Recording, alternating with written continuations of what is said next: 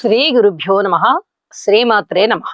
మా భక్తి టీవీ ప్రేక్షకులందరికీ నవరాత్రి శుభాకాంక్షలు తెలియజేస్తూ ఉన్నాము. మనకి 28వ తారీఖు ఆశ్వీజ శుద్ధ సప్తమి రోజున ఆదివారం నాడు అమ్మవారి యొక్క అలంకారాలలో మహాచండీ అవతారాన్ని వేస్తున్నారు. మహాచండీ అనగానే ఇదేదో ఉగ్రమైన స్వరూపము అని అనుకుంటారు. పేరు మాత్రమే అలా ఉంటుంది. మహిషాసురుణ్ణి చంపినప్పుడు మహిషాసుర మర్దనికి ఎంత ఉగ్రమైనటువంటి రూపం ఉంటుందో అలాగే శుంభ నిశుంభ రాక్షసులు వీరు విపరీతమైనటువంటి దౌర్జన్యముతో రాక్షస ప్రవృత్తితో దేవతల మీదకి యుద్ధానికి వెళ్ళినప్పుడు ఆ వరబలము చేత కలిగినటువంటి గర్వం అన్నమాట.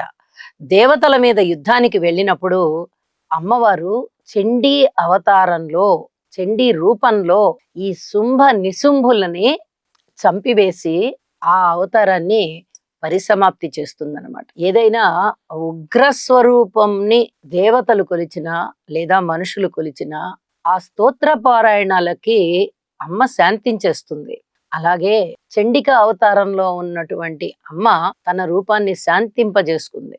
చండముండాసురులు అనేటటువంటి మంత్రులు ఈ శుంభ నిశుంభ రాక్షసుల దగ్గర పనిచేసేటటువంటి ఆ మంత్రుల్ని కూడా ఈవిడ సంహరిస్తుందన్నమాట. అది ఒక కాళికా అవతారం లాగా ఉంటుంది, ఒక భద్రకాళి అవతారం లాగా ఉంటుంది. ఒక రాక్షసుణ్ణి అంతమొందించేటప్పుడు అంతే క్రూరంగా అంతే రాక్షసంగా ఆ గుణముతో వాళ్ళని సంహరింపజేయాలి. సున్నితంగా ప్రవర్తిస్తే వాళ్ళు చావరు, ఇంకా ప్రజ్వరిల్లిపోతారు. కాబట్టే అమ్మతో పోరాడినటువంటి ఏ పోరాటంలో రాక్షసులనైనా అమ్మ తన భీకరమైన రూపంతోనే సంహరించింది అని చెప్పవచ్చు. అటువంటిదే చండి. మరి ఈ చండికని ఎలా కొలవాలి అంటే స్తోత్ర పారాయణలతో పూజించాలి. చండిక మహాచండి యజ్ఞము ద్వారా శాంతిస్తుంది. పూర్వకాలంలో రాజులు ఉండేవారు. ఏదైనా వాళ్ళు యుద్ధానికి వెళ్ళాలన్నా ఏదైనా ముఖ్యమైనటువంటి అతిపెద్ద రాజకార్యాలు నిర్వహించాలన్నా చండీ యజ్ఞం చేసుకుని వాళ్ళు వెళితే ఇక వాళ్ళకి జయమే అన్నమాట.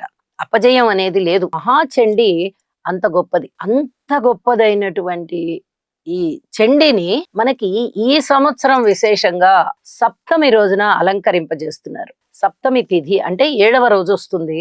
7వ రోజు వచ్చినటువంటి ఇంచుమించుగా ఆదివారం నాడు తిథిలో ఆదివారం నాడు 28వ తారీఖు అవుతోంది. ఈ 28వ తారీఖు సెప్టెంబర్ నెలలో చండిక అవతారాన్ని వేస్తున్నారు. చూడడానికి చండిక నాలుక బయటికి పెట్టి ఉగ్రస్వరూపంగానే ఉంటుంది, కానీ పరమశాంత దయాళు ఆవిడ. పరమశాంత దయాళు, అన్ని కోరికలని తీరుస్తుంది.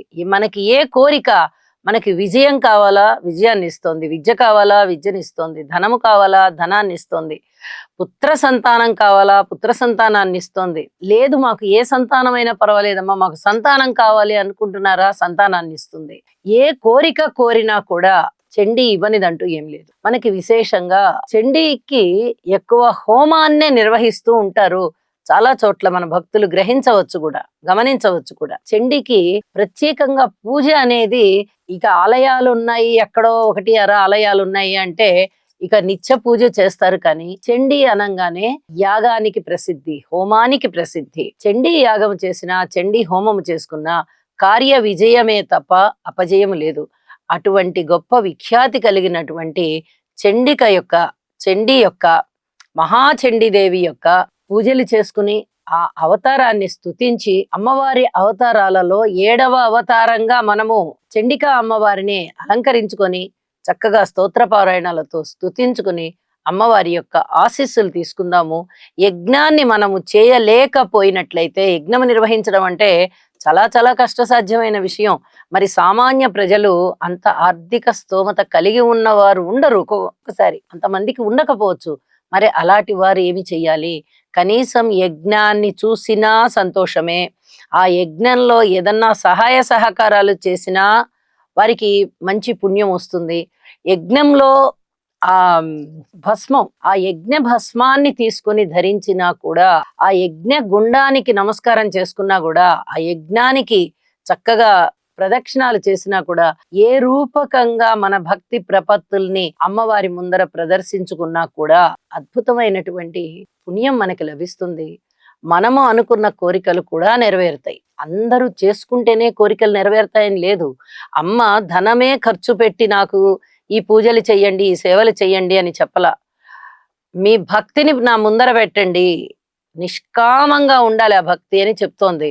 అటువంటి నిష్కామంగా ఉండే భక్తిని మీరు ప్రదర్శించినట్లయితే అమ్మ చండీ రూపంలో మనని గ్రహిస్తుంది అని చెప్పి తెలియజేస్తూ, అమ్మవారి యొక్క 7వ రూపంగా చండికా అవతారాన్ని చక్కగా స్తోత్ర పారాయణాలతో స్తుతించుకుంటూ, అమ్మవారి యొక్క అనుగ్రహం మన ప్రజలందరి మీద ఉండాలి, సకల సౌభాగ్యాలతో విలసిల్లాలి అని చెప్పి మనసారా కోరుకుంటూ నమస్కారం. సర్వే జనా సుఖినో భవంతు.